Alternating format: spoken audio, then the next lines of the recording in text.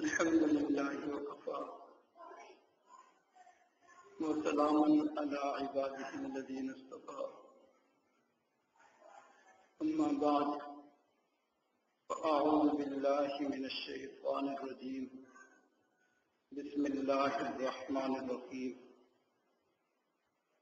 وما آتاكم الرسول فخذوه وما نهاكم عنه فانتهوا سبحان ربك رب العزة عما يصفون وسلام على المرسلين والحمد لله رب العالمين اللهم صل على سيدنا محمد وعلى آل سيدنا محمد وبارك وسلم اللهم صل على سيدنا محمد وعلى آل سيدنا محمد وبارك وسلم اللهم صل على سيدنا محمد وعلى آل سيدنا محمد وبارك وسلم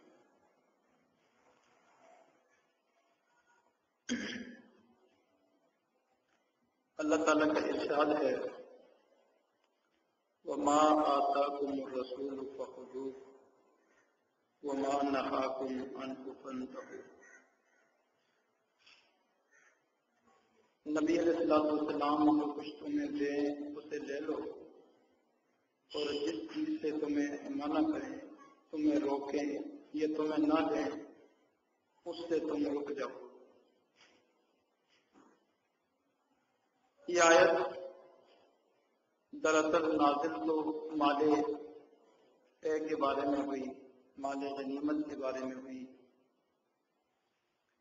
کہ جس وقت مال طے تقسیم کیا جا رہا تھا تو اس بات کا امکان تھا کہ کسی شخص کے دل میں یہ آئے کہ مجھے کم ملا یا فلاں کو زیادہ ملا، تو اللہ تعالیٰ نے حکم فرمایا کہ نبی علیہ السلام جو کچھ تمہیں دے دیں خوشی خوشی اس کو لے لو اور جس چیز سے تمہیں منع کریں یا تمہیں نہ دیں تو تم خوشی خوشی رضا کے ساتھ اس سے رک جاؤ۔ نبی علیہ السلام جو بھی فیصلہ کریں گے وہ حتمی ہوگا اور وہ انصاف پر مبنی ہوگا۔ لیکن آیت کا نزول اگرچہ خاص ہے لیکن اس کا حکم عام ہے، اس کا تعلق اموال کے ساتھ بھی ہے اور اس کا تعلق علم اور احکام کے ساتھ بھی ہے۔ چنانچہ مفسرین نے لکھا ہے کہ اس کا یہ بھی مطلب ہے کہ قیامت تک کے لیے نبی علیہ السلام نے امت کو جن جن چیزوں کا حکم دیا کہ یہ کام کرو، جن کاموں کے کرنے کا حکم دیا ان کو کرنا امت پر لازمی ہے، اور جن جن کاموں سے روکا اور منع کیا اور یہ فرمایا کہ تم ان کاموں سے بچو، ان کاموں کو نہ کرو، ان سے بچنا بھی امت کے ہر فرد پر لازمی ہے۔ تو اس لیے فرمایا وَمَا آتَاكُمُ الرَّسُولُ فَخُذُوهُ وَمَا نَهَاكُمْ عَنْهُ فَانْتَهُوا۔ نبی علیہ السلام تمہیں جس جس کام کا حکم فرمائیں اسے تو کرو اور جس جس کام سے تمہیں منع کریں روکیں اس سے رک جاؤ۔ یہ ایسی جامع آیت ہے کہ گویا نبی علیہ السلام کا ہر فرمان اور ہر حکم قرآن بن گیا، قرآن میں شامل ہو گیا۔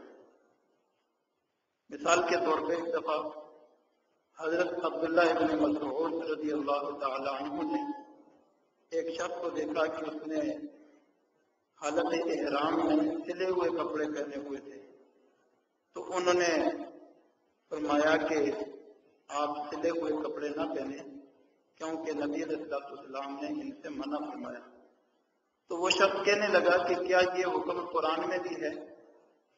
جیسے آج کل ایک گمراہ فرقہ ہے جو کہتا ہے کہ ہر بات ہمیں قرآن سے ثابت کر کے بتاؤ، حدیث پر ہمارا اعتماد نہیں۔ تو اس وقت بھی اس شخص نے کہا کیا یہ بات قرآن میں بھی ہے؟ اس نے جس بھی سوچ اور نظریے سے کہا، لیکن بہرحال اس نے یہ بات پوچھی تو حضرت عبداللہ ابن مسعود رضی اللہ تعالیٰ عنہ نے فرمایا کہ ہاں یہ بات قرآن میں موجود ہے۔ اللہ تعالیٰ نے ارشاد فرمایا وما آتاکم الرسول فخذوہ وما نہاکم عنہ فانتہوا۔ نبی علیہ السلام جو تمہیں حکم دیں، جس کام کے کرنے کا کہیں وہ کرو، اور جس سے روکیں، جس سے منع کریں وہ نہ کرو۔ تو اس عموم کے اندر نبی علیہ السلام کے تمام فرامین، تمام احکام شامل ہو گئے اور اس کے اندر داخل ہو گئے۔ اسی طرح ایک دفعہ کسی شخص نے حضرت امام شافعی رحمہ اللہ سے ایک مسئلہ پوچھا کہ ایک شخص نے زنبور کو، جس کو ہم بیڑ کہتے ہیں، اس کو مار دیا، تو اس کو مارنے والے کا حکم کیا ہے؟ تو انہوں نے حدیث کی روح سے ان کو مسئلہ بتایا، تو کہنے لگے کہ کیا قرآن میں بھی اس کا حکم موجود ہے؟ تو حضرت نے فرمایا کہ ہاں، قرآن میں موجود ہے وَمَا آتَاكُمُ الرَّسُولُ فَخُذُوهُ وَمَا نَهَاكُمْ عَنْهُ فَانتَهُوا۔ بہرحال ہم اصل مقصد اور موضوع کی طرف چلتے ہیں کہ اللہ تعالیٰ نے ارشاد فرمایا نبی علیہ السلام تمہیں جو کچھ دے دیں اسے لے لو، اور جس سے منع کریں اس سے رک جاؤ۔ عام طور پر دیکھا گیا ہے کہ جن جن باتوں کا نبی علیہ السلام نے حکم فرمایا، معروفات، ان کی تبلیغ، ان کی دعوت، ان کی تعلیم تو ہوتی ہے کہ یہ کام نبی علیہ السلام کی سنت ہے، یہ سنت ہے، فلاں کام کی اتنی سنتیں ہیں، اس کی اشاعت اور اس کی تبلیغ زیادہ ہوتی ہے۔ لیکن جن جن کاموں سے نبی علیہ السلام نے منع فرمایا کہ یہ کام نہیں کرنے، منہیات، عام طور پہ ان کا سلسلہ تبلیغ صرف علماء اور طلباء تک محدود ہے، عوام الناس ان منہیات سے واقف نہیں ہوتے۔ اس لیے آج کی گفتگو میں، آج کے اس بیان میں یہ ارادہ کیا کہ نبی علیہ السلام نے جن جن باتوں سے منع فرمایا، اجمالی طور پر ان میں سے کچھ ایسی باتوں کا ذکر کیا جائے جو ہمارے معاشرے میں ان کے خلاف ہو رہا ہے، نبی علیہ السلام کے فرامین کے خلاف ہو رہا ہے، اور لوگوں کو اس کا علم بھی نہیں۔ اس لیے آج کی اس گفتگو میں اور بیان میں ان منہیات میں سے کچھ منہیات کو ذکر کیا جائے گا۔ اللہ تعالیٰ ہم سب کو ان کے مطابق عمل کرنے کی توفیق عطا فرمائے۔ نبی علیہ السلام نے ارشاد فرمایا لا يدخل الجنت نمام، چغل خور شخص جنت میں نہیں جائے گا۔ یعنی چغل خوری سے نبی علیہ السلام نے منع فرمایا۔ چغل خوری کیا ہوتی ہے؟ چغل خوری یہ ہوتی ہے کہ کسی بندے سے کسی دوسرے شخص کو متنفر کرنے کے لیے اس کی باتیں دوسرے کو بتانا، آپس میں جھگڑا قائم کرنے کے لیے، فساد برپا کرنے کے لیے ایک کی بات دوسرے کو بتانا تاکہ وہ اس سے متنفر ہو جائے، یہ چغل خوری ہے۔ ایک ہمارے ماحول کے اندر شکایت کے نام سے جو بات چلتی ہے، طلباء استاد کو شکایت کر دیتے ہیں، اس کے اندر بھی یہ بات ملحوظ ہے کہ اگر نیت اصلاح کی ہو اور یہ امید بھی ہو کہ میرے اس بتانے سے فلاں شخص کی اصلاح ہو جائے گی، پھر تو بات جائز ہے۔ اگر محض دوسرے کا نقصان مقصود ہو، اس کی توہین مقصود ہو اور اس سے متنفر کرنا مقصود ہو، ادھر کی بات اٹھا کر ادھر بیان کرنا یہ چغل خوری ہے۔ اور نبی علیہ السلام نے ایسے شخص کے بارے میں ارشاد فرمایا لا يدخل الجنت نمام۔ نبی علیہ السلام ایک مرتبہ 2 قبروں پر گزرے، وہاں سے گزر ہوا تو فرمانے لگے کہ ان 2 قبر والوں کو عذاب ہو رہا ہے۔ پھر خود ہی فرمانے لگے کہ عذاب بھی کوئی بہت بڑی بات کی وجہ سے نہیں ہو رہا، ان کا گناہ یہ تھا کہ ایک تو ان میں سے چغل خور تھا جس کی وجہ سے اس کو یہ قبر کا عذاب ہو رہا ہے، اور دوسرا ارشاد فرمایا دوسرا شخص پیشاب کی چھینٹوں سے نہیں بچتا تھا۔ پاکیزگی کا اور طہارت کا صحیح معنوں میں اہتمام نہیں کرتا تھا، پیشاب کی چھینٹوں سے نہیں بچتا تھا، اس وجہ سے اس کو عذاب ہو رہا۔ تو اس حدیث سے پتہ چلا کہ ایک تو ہم چغل خوری سے بچے، نبی علیہ السلام نے اس سے منع کیا۔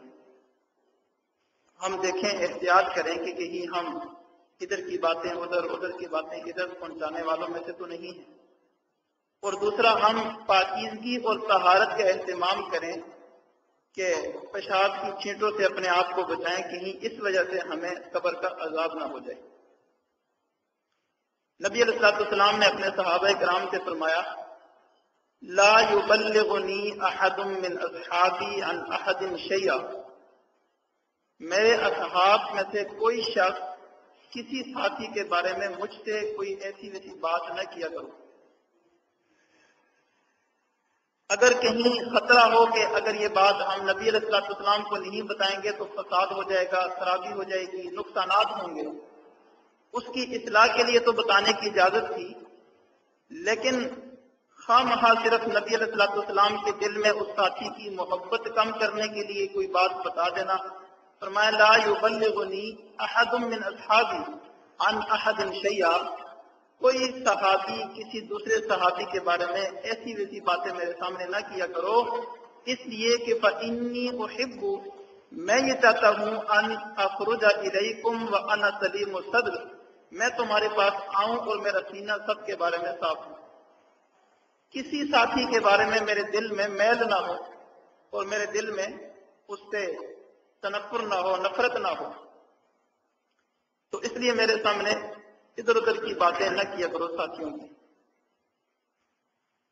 پھر ایک بات اس سے منع کیا نبی علیہ السلام نے کہ کچھ لوگوں کی عادت ہوتی ہے دوگلا پن اختیار کرنے کی، ایک جماعت کے ساتھ ملیں گے تو ادھر اور انداز، دوسری جماعت کے ساتھ ملیں گے، دوسرے فریق کے ساتھ ملیں گے تو ادھر اور انداز، وہ بھی سمجھتے ہیں یہ ہمارا ساتھی ہے، وہ بھی سمجھتے ہیں یہ ہمارا ساتھی، اس کو کہتے ہیں دوگلا پن۔ حدیث شریف میں ایسے شخص کے بارے میں ارشاد سنا، ذل وجہین، دو منہوں والا۔ فرمایا، تجدون شر الناس ذل وجہین، آپ ایسے لوگوں کو پائیں گے جو لوگوں میں سب سے زیادہ شریر ہوں گے، سب سے زیادہ برے لوگ ہوں گے۔ وہ کون لوگ ہوں گے؟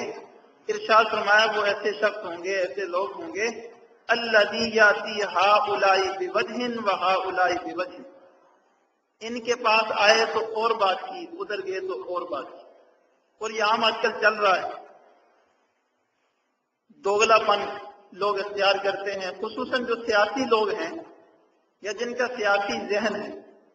دیکھیں، یہ جو سیاسی ذہن ہے یہ ایک گھر اور فیملی سے لے کر پوری جو ہے دنیا کے نظام تک چلتا ہے۔ کئی لوگ اپنی فیملی کے اندر سیاست کرتے ہیں، کوئی محلے کے اندر کرتے ہیں، کوئی ملک کے اندر کرتے ہیں، کوئی پوری دنیا میں عالمی طور پر سیاست کرتے ہیں۔ سیاست اگر اسلامی ہو تو یہ سیاست عبادت ہے، لیکن آج کل کی جو سیاست ہے یہ بروزن منافقت ہے۔ دوگلا پن اختیار کر لینا، ادھر اور بات کرنا، ادھر اور بات کرنا، یہ سراسر جو ہے ایک نفاق ہے۔ دل میں کچھ ہوتا ہے، ظاہر کچھ کرتے ہیں، تو اس سے ہمیں بچنا چاہیے۔ اگر صحیح اسلامی سیاست ہو، وہ تو عبادت ہے، وہ تو ہمارے دین اسلام کا ایک حصہ ہے، اس کو اختیار کرنا چاہیے۔ لیکن اس طرح کی سیاست جو در حقیقت منافقت ہے اور اپنے آپ کو بڑا سائنسدان سمجھتے ہیں اور سیاستدان سمجھتے ہیں کہ ہم بڑے ماہر ہیں اور ہم ہیر پھیر میں بہت ماہر ہیں، ہم ایسی ایسی پالیسیاں اختیار کرتے ہیں، یہ سب نبی علیہ السلام نے ارشاد فرمایا یہ صحیح طریقہ نہیں ہے، اس کو چھوڑ دو، دوگلا پن اختیار نہ کرو۔ سب برائیاں اب ہمارے معاشرے میں پائی جاتی ہیں۔ ایک بات اس سے منع کیا، ارشاد فرمایا کوئی بھی سنی سنائی بات ہو جب تک اس کی تحقیق نہ کر لو اس کو آگے نہ پھیلایا کرو۔ آج کل میسج کے اوپر ایسی ایسی باتیں جو ہے مشہور ہو جاتی ہیں جن کی کوئی عقل ہی نہیں ہوتی۔ وہ جی فلاں انتقال کر کے فلاں کو قتل کر دیا گیا، بعد میں پتہ چلتا ہے کہ وہ کسی نے جھوٹا میسج اڑایا تھا اور وہ بات ویسے ہی آگ کی طرح پورے ملک میں پھیل گئی۔ تو نبی علیہ السلام نے ایسے شخص کے بارے میں ارشاد فرمایا، کفا بالمرء کذبا ان یحدث بكل ما سمع بندے کے جھوٹا ہونے کے لیے اتنا ہی کافی ہے کہ وہ ہر سنی سنائی بات آگے پھیلا دے۔ ایک تو یہ عام لوگوں کا معاملہ، دوسرا جو ہمارے علماء طلباء ہوتے ہیں، بیانات کرتے ہیں اور کوئی واعظ کرتے ہیں، تبلیغ کرتے ہیں، ان کے لیے یہ احتیاط ہے کہ اپنے بیان کے اندر ہر سنی سنائی بات جو ہے دھکیل نہ دیا کریں، بلکہ اس کی تحقیق کر کے اس کا حوالہ تلاش کر کے مضبوط اور ٹھوس بات کرنی چاہیے۔ ہمارے استاد محترم حضرت مولانا مفتی محمد تقی عثمانی صاحب فرمایا کرتے تھے کہ ہمارے والد ماجد رحمہ اللہ حضرت مفتی محمد شفیع صاحب رحمہ اللہ نے یہ ہمیں نصیحت کی کہ کوئی بھی بات کرنی ہو بیان کے ذریعے یا تحریر کے ذریعے تو اس بات کا لحاظ رکھو کہ اگر کل کھلی کچہری میں کھڑے ہو کر مجھے اس بات کو ثابت کرنا پڑا تو میں کر سکوں گا۔ اگر اس درجے کی مضبوط اور محقق بات ہو اسے تو کرو، ورنہ پھر چھوڑ دو۔ تو ہم جو ہے ایسی سنی سنائی باتیں جو ہے آگے پھیلا دیتے ہیں، دہرا دیتے ہیں، اس سے انسان کی شخصیت بھی گر جاتی ہے اور پھر کفا بالمرء کذبا ان یحدث بکل ما سمع کبھی مصداق بن جاتا ہے۔ اور ارشاد فرمایا لا تلاعنوا بلعنۃ اللہ ولا بغضبہ ولا بالناس، کسی شخص پر لعنت نہ بھیجو یا اللہ کا غصے کی اس کو جو ہے بددعا نہ کرو، جہنم کی بددعا نہ کرو کہ تم جہنم میں جاؤ، تمہارے اوپر اللہ کا غضب نازل ہو، تمہارے اوپر اللہ کی لعنت ہو، اس طرح کے الفاظ کسی کو نہ کرو۔ کسی مسلمان کو اس طرح لعن طعن کرنا یہ شریعت کے اندر جائز نہیں ہے، نبی علیہ الصلوۃ والسلام نے اس سے منع کیا۔ لیکن ہم قرآن مجید میں دیکھتے ہیں تو ارشاد فرمایا الا لعنت اللہ علی الظالمین، ظالموں پر اللہ کی لعنت، لعنت اللہ علی الکاذبین، جھوٹوں پر اللہ کی لعنت۔ حدیث کے اندر بھی کئی ایسے گناہ ہیں جن کے اوپر نبی علیہ الصلوۃ والسلام نے لعنت کی وعید فرمائی کہ فلاں فلاں لوگ ایسے ہیں جن پر اللہ کی لعنت ہوگی۔ ان میں وہ بھی ارشاد فرمایا جو مرد عورتوں کی مشابہت اختیار کریں گے ان پر بھی اللہ کی لعنت، اور جو عورتیں مردوں کی مشابہت اختیار کریں گی ان پر بھی اللہ کی لعنت۔ اس لیے اس بات میں بھی احتیاط کرنی چاہیے۔ تو بہرحال ہم دیکھتے ہیں کہ قرآن میں بھی لعنت تو ہے اور حدیث میں بھی لعنت ہے، اور ادھر نبی علیہ الصلوۃ والسلام نے منع بھی کیا ہے۔ تو تطبیق یہ ہے کہ اگر کسی گناہ کی وجہ سے تعیین کے بغیر لعنت کی جائے کسی خاص گناہ پر تو اس میں گنجائش ہے، بلکہ بعض گناہوں کے ساتھ تو لعنت کی وعید آئی ہے۔ اب ظالمین، جو بھی ظالم ہوگا اس میں تعیین نہیں ہے، نام لے کے نہیں ہے کہ فلاں شخص پہ لعنت، فلاں ظالم پہ لعنت، عام ہے کوئی بھی ظلم کرے گا تو وہ اللہ تعالیٰ کی لعنت کا مستحق بنے گا، کوئی بھی جھوٹ بولے گا وہ اللہ تعالیٰ کی لعنت کا مستحق بنے گا، اس پہ اللہ تعالیٰ کی لعنت ہوگی۔ کوئی بندہ بھی مرد عورتوں کی مشابہت اختیار کرے گا اس پر اللہ کی لعنت ہوگی، کوئی عورت مردوں کی مشابہت اختیار کرے گی تو اس پر بھی اللہ کی لعنت ہوگی۔ تو کسی کو متعین کیے بغیر کسی گناہ کی طرف منسوب کر کے اگر لعنت کی جائے تو اس میں گنجائش ہے۔ پھر ارشاد فرمایا کسی مسلمان کو گالی نہ دو، کسی مسلمان کو گالی نہ دو۔ جب لڑائی جھگڑا ہو پھر تو ہمارا میٹر گما ہوا ہوتا ہے، پھر تو ہم گالیاں دیتے ہی ہیں، لیکن کبھی کبھی دوستوں کو دیکھا کہ وہ ہنسی مزاج میں بھی گالیاں بک رہے ہوتے ہیں، ہنس رہے ہیں، کیکے لگا رہے ہیں، مزاج کر رہے ہیں اور ساتھ ساتھ جو ہے گالی کا تحفہ بھی پھینک رہے ہیں۔ یہ بڑی بری عادت ہے۔ اس لیے ہمیں چاہیے کہ ہم اپنی زبان کی نگرانی کریں، اسے پاک کریں، صاف کریں، کہیں ہماری زبان سے غلط بات تو نہیں نکل رہی۔ بعض لوگوں کا تکیہ کلام جو ہے کوئی گالی بن جاتا ہے برے ماحول میں رہنے کی وجہ سے۔ تو زبان کے اوپر ایسے الفاظ نہ ہوں، گالی والے الفاظ نہ ہوں۔ تو فرمایا کہ سباب المسلم فسوق، کسی مسلمان کو گالی دینا یہ فسق ہے۔ فسق کا مطلب یہ ہوتا ہے کہ کبیرہ گناہ ہے، کبیرہ گناہ کرنے سے انسان فاسق اور فاجر ہو جاتا ہے۔ تو جو بندہ گالیاں دیتا ہے گویا وہ فاسق ہے۔ وقتالہ کفر، اور کسی مسلمان کے ساتھ قتال کرنا، اسے قتل کرنا، یہ کفر ہے۔ اور ارشاد فرمایا کہ اگر کوئی بندہ کسی دوسرے شخص کو گالی دے گا اور وہ شخص اس گالی کا مستحق نہیں ہے، اس کا اہل نہیں ہے، تو وہ گالی آسمانوں کی طرف جاتی ہے، اسے کوئی دروازہ نہیں ملتا، اور پھر وہ گالی واپس جو ہے اس بندے کے اوپر مار دی جاتی ہے، لوٹ کر اسی کی طرف آتی ہے جس نے وہ گالی اپنے منہ سے نکالی ہے۔ اور ارشاد فرمایا لا تباغضوا، آپس میں ایک دوسرے سے بغض نہ رکھو، کینہ نہ رکھو۔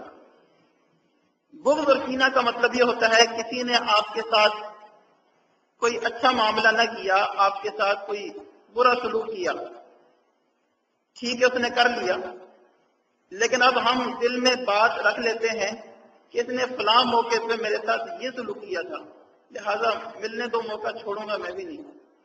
اس چیز کا نام بغض اور کینہ ہے۔ یہ اونٹ کی صفت ہے۔ اونٹ کے اندر بھی یہ ہوتا ہے کہ اگر آپ اس کے ساتھ کوئی ظلم زیادتی کرو، وہ سالہ سال تک اپنے دل میں اس بات کو یاد رکھتا ہے، اور جب موقع پاتا ہے بس انتقام لیتا ہے۔ دل میں یہ بات رکھنا یہ بغض اور کینہ کہلاتا ہے۔ اب دیکھیں، کوئی بھی بندہ اگر آپ کے ساتھ برائی کا معاملہ کرتا ہے تو دل میں اس کے بارے میں ناگواری تو ہوتی ہے، تکلیف تو ہوتی ہے، بندہ سوچتا ہے کہ یار اس نے میرے ساتھ اچھا نہیں کیا۔ یاد رکھیں یہ فطرتی معاملہ ہے اور غیر اختیاری ہے، اس پہ پکڑ نہیں ہے۔ پکڑ اس وقت ہوتی ہے جب انسان اس کینے پر عمل کرتا ہے، اس کے تقاضے پر عمل کرتا ہے، اور تقاضے پر عمل یہ ہے کہ جب موقع ملا انتقام لے لیا، جب موقع ملا انتقام لے لیا، بدلہ لے لیا، یہ اس کے تقاضے پر عمل ہے۔ انسان اس کے تقاضے پر عمل کی فکر میں نہ رہے، بلکہ جو دل میں خیال آیا اور اس کے بارے میں دل میں کینہ پیدا ہوا، اس کو بھی ختم کرنے کی کوشش کرے۔ کہیں ایسا نہ ہو کہ اس خیال اور کینے کی وجہ سے میں اس سے بدلہ لے بیٹھوں اور اس کے ساتھ اس سے زیادہ زیادتی کر بیٹھوں۔ اس کو بھی ختم کرنے کی کوشش کرنی چاہیے، دعا کرنی چاہیے، اور مشائخ کو بتانا چاہیے کہ میرے دل میں فلاں شخص کے بارے میں کینہ پیدا ہو گیا۔ اپنے دل کو صاف اور ستھرا رکھنا چاہیے۔ اور ارشاد فرمایا وَلَا تَحَاسَدُوا، کسی دوسرے سے حسد نہ کرو۔ حسد اس چیز کا نام ہے کہ کسی کے پاس کوئی مال دولت دیکھی، مرتبہ دیکھا، عزت دیکھی، کوئی اور ایسا معاملہ دیکھا تو دل میں آیا کہ یہ چیز اس کو نہ ملے، مجھے مل جائے، یہ اس کا اہل نہیں، میں اس کا اہل ہوں، اس سے چھن جائے اور مجھے مل جائے۔ یہ حسد ہے اور اس کی بھی اجازت نہیں ہے۔ البتہ ایک چیز ہوتی ہے غیبتہ، جس کو ہم اردو میں کہتے ہیں رشک۔ کسی کے پاس نعمت دیکھی کہ ماشاءاللہ اللہ تعالیٰ نے اس کو دین دنیا دونوں اعتبار سے بڑا نوازا ہوا ہے، تو دل میں آتا ہے کہ کاش میں بھی اس جیسا بن جاؤں۔ اس میں یہ نیت نہیں ہوتی کہ اس سے نعمت چھن کے مجھے مل جائے، بلکہ یہ نیت ہوتی ہے کہ اس کے پاس بھی برقرار رہے اور میں بھی اس جیسا بن جاؤں، مجھے بھی یہ نعمت حاصل ہو جائے، میں بھی دین اور دنیا کے اعتبار سے اچھا بن جاؤں۔ یہ غیبتہ ہے اور اس کی دین اسلام کے اندر گنجائش ہے، بلکہ رشک تو کرنا چاہیے، اچھی باتوں پہ رشک کرنا چاہیے، علم پر، عمل پر، دین پر رشک کرنا چاہیے، اور ایک دوسرے سے نیکی کے کاموں میں آگے بڑھنے کی کوشش کرنی چاہیے۔ وَلَا تَدَابَرُوا، اور ایک دوسرے سے پیٹھ نہ پھیرو۔ اور جی میرا تو اس سے کوئی تعلق ہی نہیں ہے، بس میری اور اس کی ختم۔ پیٹھ نہ پھیرو کسی سے، اس کے ساتھ تعلق برقرار رکھو۔ اور فرمایا وَلَا تَقَاطَعُوا، آپس میں قطع تعلق ہی نہ کرو، بلکہ کیا کرو وَكُونُوا عِبَادَ اللَّهِ إِخْوَانًا، اور تم اللہ کے بندے اور بھائی بھائی بن کر رہو۔ إِنَّمَا الْمُؤْمِنُونَ إِخْوَةٌ، تمام مسلمان اور مومن آپس میں بھائی بھائی ہیں، سب آپس میں بھائی بھائی بن کر رہو۔ اور ارشاد فرمایا وَلَا يَحِلُّ لِمُسْلِمٍ أَن يَهْجُرَ أَخَاهُ فَوْقَ ثَلَاثٍ، کوئی بندہ بھی اپنے کسی مسلمان بھائی سے 3 دن سے زیادہ ناراض نہ رہے، 3 دن سے زیادہ ناراض نہ رہے۔ اگر کسی وجہ سے کوئی ناراضگی ہو بھی گئی ہے تو 3 دن سے پہلے صلح صفائی کا معاملہ کر لیں اور آپس میں راضی نامہ کر لیں اور ایک دوسرے کو راضی کر لیں۔ اور ارشاد فرمایا ایاکم والظن، تمہیں چاہیے کہ تم بدگمانی سے بچو، کسی دوست سے، کسی مسلمان کے بارے میں بدگمانی نہ رکھو، کیونکہ بدگمانی گناہ ہے۔ بعض دفعہ انسان اپنی عقل کے قصور کی وجہ سے کسی بات کو غلط سمجھتا ہے اور گناہ سمجھتا ہے کہ فلاں شخص گناہ میں مبتلا ہے، لیکن حقیقت میں وہ گناہ نہیں ہوتا۔ اب اس کی چھوٹی سی مثال جو ہمیں پیش آئی، یہ عاجز مانسیرا میں تھا، کسی دیہات اور گاؤں میں تھا، اور وہ مانسیرا کی شہر کی حد سے باہر تھا، لیکن ضلع مانسیرا تھا۔ تو فیصلہ آباد سے کسی دوست کا فون آیا کہ آپ سے ملنا ہے۔ تو اس عاجز نے عرض کیا کہ میں تو اس وقت مانسیرا میں ہوں، تو میں فلاں دن آؤں گا، پھر ملاقات ہو جائے گی۔ تو پاس بیٹھا کوئی ساتھی سن رہا تھا، میں نے فون بند کیا تو فوراً مجھے کہنے لگا آپ نے جھوٹ بولا ہے۔ میں نے کہا کیوں بھائی جھوٹ کیوں بولا ہے؟ کہ آپ مانسیرا میں نہیں ہیں، آپ تو فلاں دیہات میں ہیں۔ تو میں نے اسے بات سمجھائی کہ بھائی مجھے فون آیا فیصلہ آباد سے، اب فیصلہ آباد ایک شہر ہے، ایک ضلع ہے، اب اگر فیصلہ آباد کے شخص کو میں اس دیہات کا نام بتاؤں گا تو اس نے کبھی زندگی میں وہ سنا ہی نہیں ہوگا۔ تو جب اس طرح ایک عالمی بات ہوتی ہے تو وہاں جو مشہور جگہ ہوتی ہے اس کا نام لیا جاتا ہے، ضلع کا نام لیا جاتا ہے، شہر کا نام لیا جاتا ہے، یا اگر ملکوں کی بات ہے تو ملک کا نام لیا جاتا ہے۔ بیرون ممالک سے کسی کا فون آئے تو بندہ پھر یہ نہیں کہتا کہ میں اس وقت جو ہے شاداب کالونی میں ہوں، بلکہ فیصلہ آباد پاکستان کہا جاتا ہے۔ تو پھر اسے بات سمجھ میں آئی کہ ہاں آپ کی بات ٹھیک ہے، آپ نے ضلع کے اعتبار سے کہا کہ میں فیصلہ آباد ضلع میں ہوں۔ تو دیکھیں یہ چھوٹی سی بات تھی جو ہم تو ٹھیک کر رہے تھے، لیکن دوسرے بندے کو خواہ بدگمانی ہوئی اور وہ گناہ میں مبتلا ہوا۔ اس لیے نبی علیہ الصلوۃ والسلام نے ارشاد فرمایا کسی کے بارے میں برا گمان قائم نہ کرو، یہ گناہ ہے۔ ہاں ایک بات ہے، کبھی کبھی جو ہے برا یقین ہو جاتا ہے، ایک گمان ہے اور ایک یقین ہے۔ اگر برائی کا یقین ہو جائے کہ ایک بندہ سامنے برائی کر رہا ہے تو وہاں پھر اس یقین کو حسن ظن کے اندر بدلنے کی ضرورت نہیں ہے۔ ایک آنکھوں سے بندہ گناہ دیکھ رہا ہے اور وہ کر رہا ہے تو وہ تو برا یقین ہے، وہ بدگمانی نہیں ہے بلکہ وہ بد یقینی ہے۔ تو بد یقینی کو اس کو جو ہے پھر حسن ظن میں بدلنے کی ضرورت نہیں ہے، بلکہ پھر بندہ کہہ سکتا ہے کہ آپ نے یہ کام اچھا نہیں کیا اور یہ گناہ کا کام ہے۔ اور ارشاد فرمایا کہ بندے کے برا ہونے کے لیے اتنا کافی ہے کہ وہ اپنے دوسرے مسلمان بھائی کو برا سمجھے۔ کسی مسلمان کو اپنے سے حقیر نہیں سمجھنا چاہیے، اس کو کم نہیں سمجھنا چاہیے، ادنا نہیں سمجھنا چاہیے۔ اگر فی الوقت اللہ تعالیٰ نے ہمیں عزت مقام اور مرتبہ دیا ہوا ہے تو یہ عین ممکن ہے کہ کسی لمحے اللہ تعالیٰ ہم سے یہ سب کچھ لے لیں اور دوسرے کسی بھائی کو دے دیں۔ اس لیے ہر وقت خائف رہنا چاہیے اور اللہ تعالیٰ کی طرف سے جو انعام و اکرام ملے اس کے اوپر ڈرتے رہنا چاہیے کہ کسی بھی وقت اللہ تعالیٰ یہ ہدیہ واپس لے سکتے ہیں اور کسی دوسرے دوست کو دے سکتے ہیں۔ اس لیے کسی اپنے مسلمان بھائی کو اپنے سے حقیر نہیں سمجھنا چاہیے۔ اور ارشاد فرمایا کہ دو باتیں ایسی ہیں جو کفر کے مترادف ہیں۔ ایک تو یہ ہے کہ کسی کو نسب کا تانا دینا، تم تو فلاں ہو، تم تو بکریاں چرانے والے ہو، تم تو ایسے ہو ویسے ہو۔ اللہ تعالیٰ کسی کو اگر اچھے خاندان قبیلے کے ساتھ جوڑ دینا تو بس وہ کسی دوسرے کو پھر انسان نہیں سمجھتا۔ ہمیں جو ہے یہ تعلیم دی گئی اور اس بات کی اہمیت دلائی گئی کہ سادات کا ادب کرو، سیدوں کا احترام کرو، اونچی ذات ہیں ان کا احترام کرو، نبی علیہ الصلوۃ والسلام کے جو ہے خاندان قبیلے سے ہیں ان کا احترام کرو۔ یہ ہمیں یہ حکم دیا گیا، تو ہمارے اوپر لازم ہے کہ ہم اپنے آپ کو ان کا غلام سمجھیں، ان کی عزت احترام کو اپنے اوپر لازم سمجھیں، کسی طرح سے ان کی کوئی توہین اور بے ادبی نہ ہو، کوئی ان کی گستاخی نہ ہو۔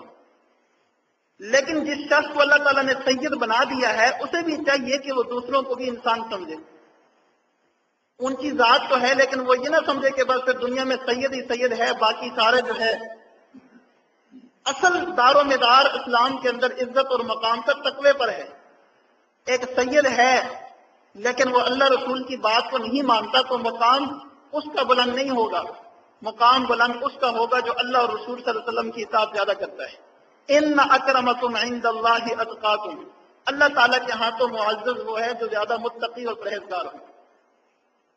سید ہو کر پھر سید کے جو تقاضے ہیں ان کو بھی بجا لانا ضروری ہے، ورنہ تو نوح علیہ السلام کے بیٹے تھے، ایک بیٹا جو تھا وہ نوح علیہ السلام کے طریقے پر نہ چلا، بڑا اس کو نوح علیہ السلام نے فرمایا کہ تم میرے ساتھ آ جاؤ، کشتی میں سوار ہو جاؤ، لیکن وہ سوار نہ ہوا، دین پر نہ چلا۔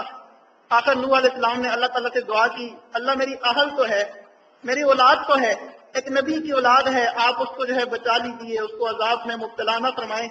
اللہ تعالیٰ نے ارشاد فرمایا انہ لیس من اہلک، اس نے تیرے اعمال کو چھوڑ دیا، تیرے دین کو چھوڑ دیا، تیرے طریقے کو چھوڑ دیا، اب تیری اہل میں سے نہیں ہے۔ تو اہل میں ہونے کے لیے ضروری ہے کہ اس اہل کے تقاضوں پر بھی عمل کرے بندہ۔ صرف سید گھر میں پیدا ہونے سے یہ مقام اور مرتبہ برقرار نہیں رہتا، سید ذات کے جو تقاضے ہیں ان پر بھی بندہ عمل کرے۔ بہرحال بندے کو چاہیے کہ وہ کسی کو، یہ بات ساری میں نے اس لیے عرض کی کہ بعض سادات کو میں نے تانے دیتے ہوئے دیکھا، وہ دوسری قوموں کو انسان نہیں سمجھتے، حالانکہ یہ بات ٹھیک نہیں ہے۔ تو اس لیے ارشاد فرمایا یہ کفر کے مترادف ہے، اور فرمایا وَالنِّيَاحَ عَلَى الْمَيِّتِ، میت کے اوپر نوحہ کرنا، بناوٹی آوازیں نکالنا اور طرح طرح کے ناشکری کے الفاظ کہنا اور رونے والیوں کو کرائے پر بلا کر اس کے اوپر نوحہ کرانا، یہ سب کفر کے مترادف ہیں۔ اور ارشاد فرمایا من حمل علینا السلاح فلیس منا، جس شخص نے ہمارے اوپر اسلحہ اٹھایا، یعنی مسلمانوں پر اسلحہ اٹھایا، کسی شخص نے اگر اپنے مسلمان بھائی پر اسلحہ اٹھایا، نبی علیہ السلام نے ارشاد فرمایا فلیس منا، وہ ہم میں سے نہیں۔ آج ایک مسلمان بھائی دوسرے مسلمان بھائی کو مار دیتا ہے، پتہ ہی نہیں چلتا، تو کتنی شدید وعید ہے، فلیس منا، وہ میری امت میں سے نہیں ہے۔ بلکہ یہ ادب سکھایا گیا کہ اگر تم کسی کو چھری دیتے ہو، تلوار دیتے ہو، کوئی اسلحہ دیتے ہو، تو تم منہ اس کی طرف کر کے نہ دو، تاکہ اس حدیث کے زمرے میں نہ آ جائے، اس وعید کے زمرے میں نہ آ جائے، بلکہ اس کا منہ اوپر کو کر کے یا نیچے کو کر کے پھر آپ اس کو دو۔ چھری دینی ہے تو چھری کی نوک اس کی طرف نہ کرو، یہ اسلحہ اٹھانے کے کہیں اس کی مشابت اور اس کے ضمن میں نہ آ جائے، فرمایا دستہ اس کی طرف کر کے دو۔ تو جب اتنی احتیاط ہے اور ہم جو ہے ان چیزوں سے واقف ہی نہیں ہے، اپنے مسلمان بھائی کو ذرا ذرا سی بات پر مارنا ہم ایسے سمجھتے گویا مچھر مار دیا۔ تو من حمل علینا السلاح فلیس منا، جس نے کسی ہمارے مسلمان بھائی پر اسلحہ اٹھایا وہ ہم میں سے نہیں ہے۔ اور فرمایا من غشنا فلیس منا، جس نے مسلمانوں کو دھوکہ دیا، ملاوٹ کر کے، جھوٹ بول کے، قسم کھا کے یا کسی بھی طریقے سے مسلمانوں کو دھوکہ دیا، فلیس منا، وہ بھی ہم میں سے نہیں ہے۔ اس لیے ہمیں چاہیے کہ ہم ان تمام باتوں سے اپنے آپ کو بچائیں۔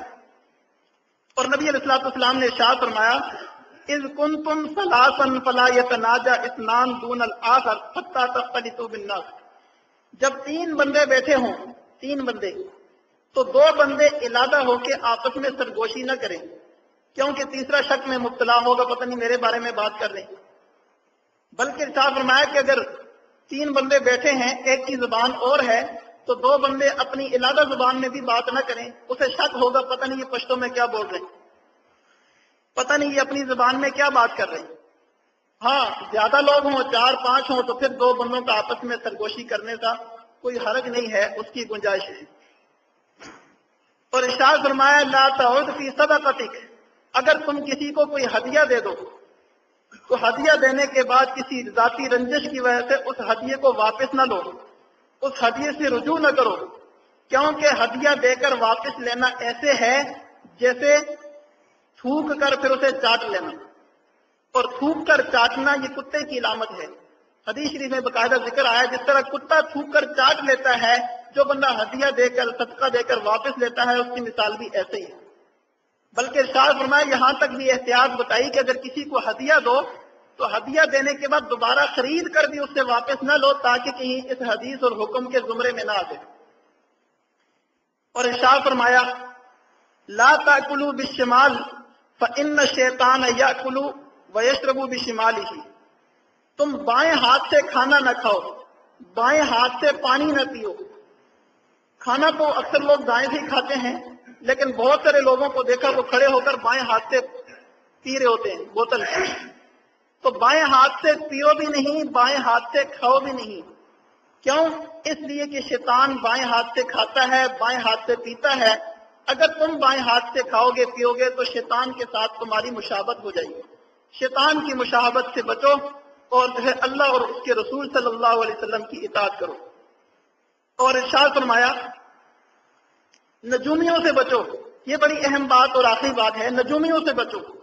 آج کل جو ٹی وی پہ لوگ نجومیوں کو دیکھتے ہیں، ان سے باتیں پوچھتے ہیں۔ دین اسلام کے اندر نجومیوں کے پاس جانے سے منع کیا گیا۔ بعض صحابہ کرام نے نبی علیہ السلام نے سے پوچھا نجومیوں کے بارے میں یہ کیا ہوتے ہیں؟ نبی علیہ السلام نے ارشاد فرمایا لیسوا بشیء، کچھ بھی نہیں ہے ایسی۔ تو آگے سے صحابہ کرام نے عرض کیا کہ یا رسول اللہ بعض دفعہ یہ ہمیں ایسی باتیں بتاتے ہیں جو سچ نکلتی ہیں، جو سچ نکلتی ہیں۔ تو نبی علیہ السلام نے ارشاد فرمایا ہاں یہ ایک کلمہ سچ ہوتا ہے جو جنات اور شیاطین وغیرہ ان کو پہنچا دیتے ہیں۔ جنات اور شیاطین کی مدد سے یہ سچ کلمہ ان تک پہنچ جاتا ہے، لیکن اس ایک سچ کے ساتھ یہ 100 جھوٹ ملاتے ہیں۔ ایک سچ ہوتا ہے 100 جھوٹ ہوتے ہیں، یہ رلا ملا سچ اور جھوٹ یہ لوگوں کو بتاتے ہیں۔ اس لیے تمہیں چاہیے کہ تم ان نجومیوں کے پاس نہ جاؤ۔ پھر نبی علیہ السلام نے ارشاد فرمایا جو بندہ نجومیوں کے پاس جائے گا اور ان سے غیب کے بارے میں کوئی خبر دریافت کرے گا، معلوم کرے گا، اس بندے کی 40 دن تک نماز قبول نہیں ہوگی۔ اس بات سے ہمیں بات کرنے کا حکم نہیں کہ نجومیوں کا علم ہے یا نہیں ہے، سچ ہے یا جھوٹ ہے، باتیں سچ نکلتی ہیں، جھوٹ نکلتی ہیں، اس بات کو چھوڑو۔ اگر وہ 100% سچ بھی بولتے ہیں پھر بھی ہمیں حکم یہ ہے کہ ہم نجومیوں کے پاس نہ جائیں، ان سے بات نہ پوچھیں۔ اور ضروری بھی نہیں کہ ہر دفعہ جو ہے نجومیوں کی بات سچ نکلے۔ یہ جو انڈیا کے ساتھ پاکستان کا میچ ہو رہا تھا پھر کیا ہوا تھا؟ سارے نجومیوں نے کہا تھا پاکستان جیتے گا، لیکن پاکستان کو اللہ نے ہرا کے ساری دنیا کے نجومیوں کو فیل کر دیا۔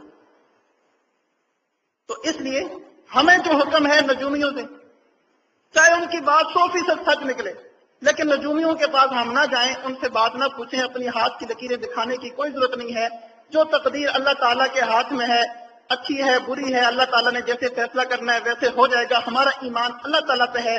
نبی علیہ السلام کا ہمیں حکم ہے کہ تم نجومیوں کے پاس نہ جاؤ، بس ہم نے نہیں جانا۔ وما آتاکم الرسول فخذوہ وما نہاکم عنہ فانتہوا، نبی علیہ السلام نے جو کچھ تمہیں حکم دیا اس کو کرو، جس چیز سے تمہیں روکا ہے اس سے رک جاؤ۔ تو بہرحال یہ جو منہیات ہیں، جن چیزوں سے نبی علیہ السلام نے منع کیا، احادیث کی کتاب میں اس کی بہت لمبی فہرست ہے۔ سیدھا باتیں آج میں نے ذکر کی ہیں، امید ہے آپ حضرات کو اس سے فائدہ ہوا ہوگا۔ انشاءاللہ آئندہ کسی جمعے میں اگر موقع ملا تو باقی منہیات کو بھی ذکر کیا جائے گا۔ اللہ تعالی ہم سب کو ان باتوں پر عمل کرنے کی توفیق عطا فرمائے۔ وآخر دعوانا ان الحمد للہ رب العالمین۔